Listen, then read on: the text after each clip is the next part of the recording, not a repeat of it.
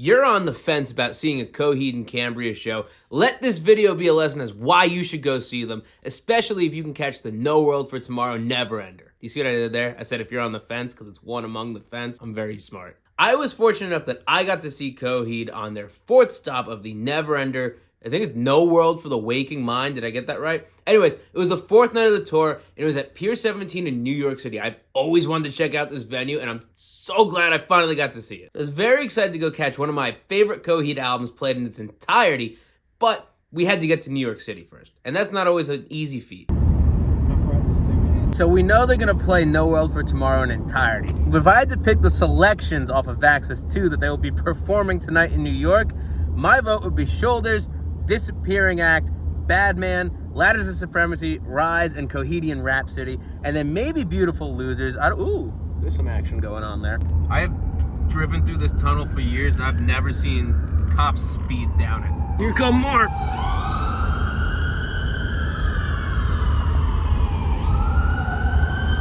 I've never been to this part of New York, but it's a really pretty area in Manhattan. I like how you can see Brooklyn across. I like that you have well, this is a spoiler. The backdrop is the Brooklyn Bridge. It's beautiful. You'll see in a little bit, but it's a very, very pretty venue. Parking was a bitch, but we're finally here. That's Pier 17. Always wanted to go to this venue, and we're finally here. And it's for Coheed, so I'm very happy.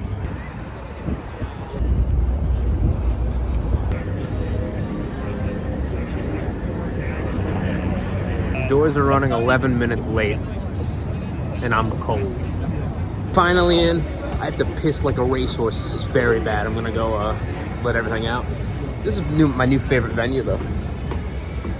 Very nice. We finally made it inside. We checked out some merch, but that's a very cool shirt. And then we got to the rooftop where the concert was. Just the view from there was amazing. The backdrop of the Brooklyn Bridge by the stage is like breathtaking. Again, I would see every concert there. This is more so the Pier 17 review at this point. Amazing. Before the Coheed show started, Deaf Heaven was opening, and I had never heard of Deaf Heaven before, and they walked on stage, and,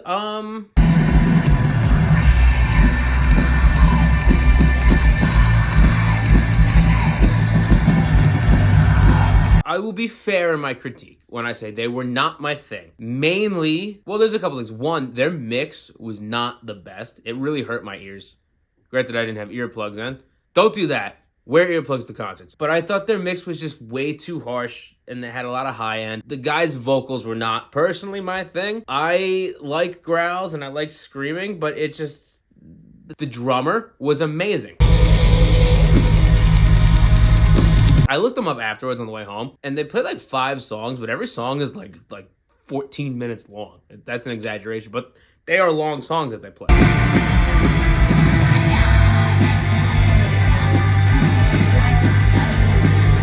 And the last 2 songs I did actually get into. I forgot my earplugs, so this Guitar Center receipt for in-ears that I returned a week ago are now going to be my earplugs for the evening.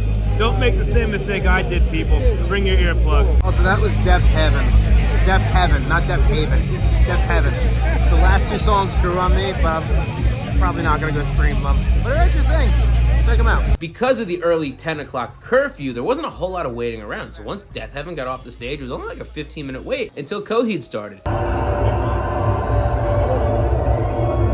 So we knew it was going to be No World for Tomorrow in its entirety. But let me tell you, that album is amazing live. The imagery of Claudio Sanchez walking out to the Taylor guitar on stage and start the reaping while the sun was going down. Actually, there wasn't really sunlight at this point. And like the lights in New York City started to go up, and then the rest of the band walked out. Was like an amazing start to a concert. Like that's cool scenery. And then they go into No World for Tomorrow, which is a kick-ass song.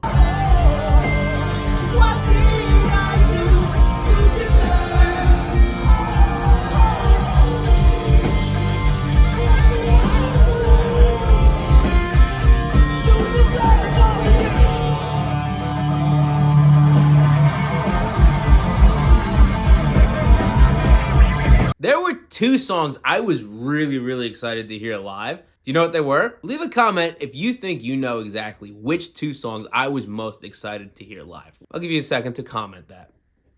But we're gonna get right to number 1. I was so stoked to hear The Hound of Blood and Rank.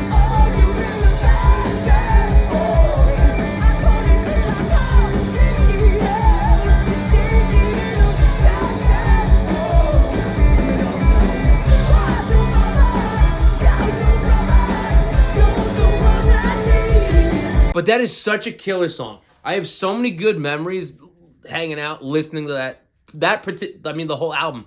But that particular song just does it for me.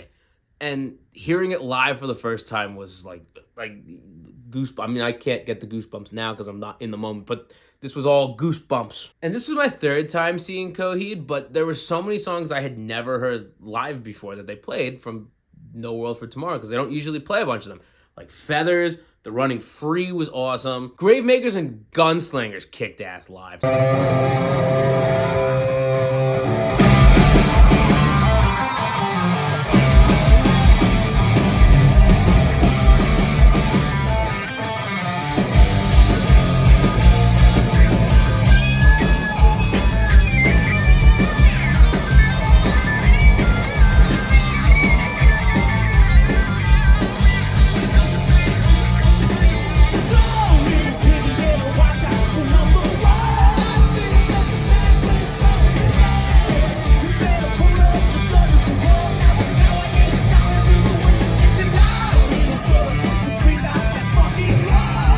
Amazing, amazing, amazing. That was very, very heavy. Coheed's mix was immaculate. I don't want to say it sounded like the album, because it didn't. It sounded a lot more lively and energetic than the album did, which is saying a lot, because I think No World for Tomorrow is one of the most, if not the most, energetic Coheed album. It was zero muddiness. Josh's kit sounded huge, and it was like you could feel every single note from Zach's bass. By the way, what is his new bass? Because that is a really, really interesting bass. Leave a comment if you know what that model is. I'm like trying to figure it out, but I've never seen it. Doesn't look, is it a Dunnable? Because I don't think it's a Dunnable, but it just looks really interesting. It's like two pickups with one giant knob. I don't know. If you know what this bass is, let me know. Another thing I like about No World for Tomorrow, I feel like there's a lot more guitar solos. It felt like Claudio and Travis were each taking a solo on almost every single song.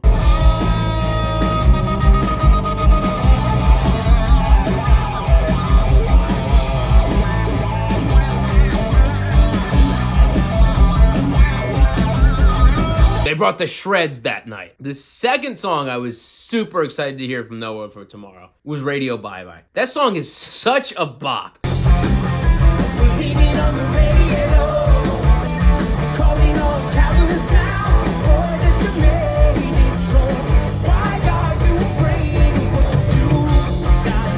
It has this like feel-good summer, like bouncy sort of vibe. The riff is infectious.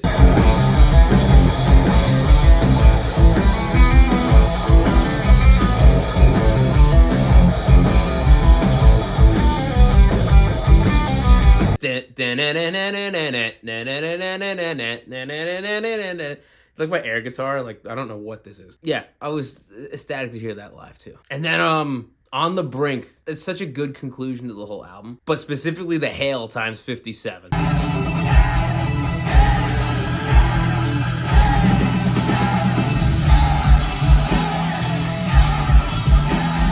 That did it for me. That was like, this is happening right now. I just heard this album in its entirety from start to finish live. I heard that with one other experience, and it was Yes, because I took my dad and his friend to go see Yes forever ago. And that was very good too, but it's that like this is Coheed. This is infinitely better. So No World for Tomorrow was done. I could cross that I saw a Neverender off the bucket list. But there were tunes from Vaxis too that had to be heard, because that was part of the deal too. Coheed! Coheed! Now, if you remember at the beginning of the video, there were some songs that I really wanted to hear, and I almost got my wish. Two of them that weren't played, which was the title track, Window for the Waking Mind, and Bad Man, which I kind of figured Bad Man wasn't going to get played because they needed an 8-string for that. So they kind of gave us a mini Neverender, because it was like embers right into beautiful losers, beautiful creatures, beautiful losers. Then they did Shoulders, which I was so amped. I love that riff. It's such a bop.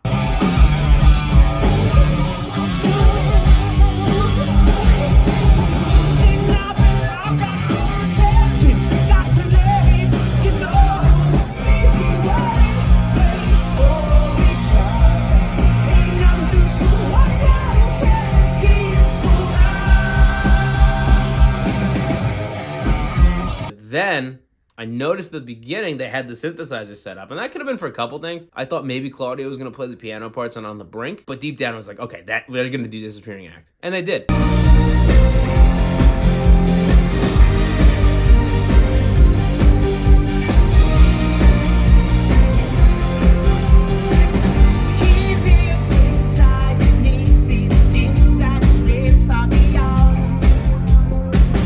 of the last highlights of the night for me was getting to hear Ladders of Supremacy live. Like if you thought this song was good on the recording, you have to go hear it live. It's immensely better. It's heavier.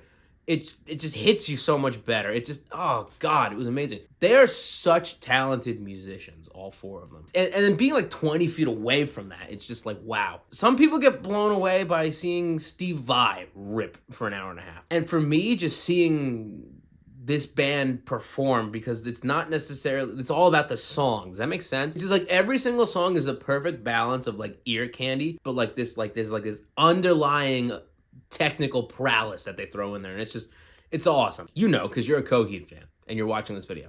And you're going to hit that subscribe button because there's more Coheed content on the way. Now, were there any cons to this show? Yes. It's the fact that Coheed didn't play longer. But I did miss hearing stuff like Welcome Home and A Favorite House Atlantic and 10 Speed. And one day I will get to hear Time Consumer and June Song live. I missed them last year when they were touring because apparently they played them, but I was away for half a year. But one day I hope I get to hear those two songs live. And another con that I regret was not buying that I Need Mayo shirt, because I was like, I'll just slip away during Death Heaven. But then I saw that it was like such a huge crowd. I was like, there's no way I'm getting back to my spot if I slip out now. And then Death Heaven destroyed my eardrums. But yeah, if you get a chance to go see Coheed and Cambria, do yourself a favor and do it. 10 out of 10. No, more than 10. Well, check out what I said on the streets of New York City.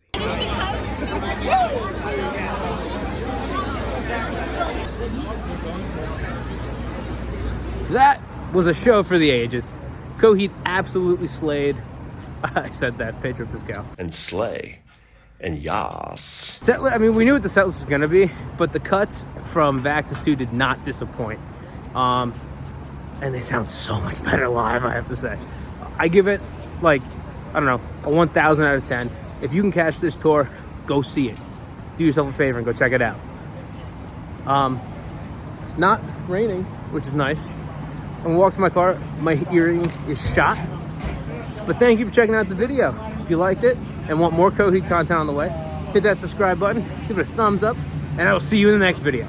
Peace out.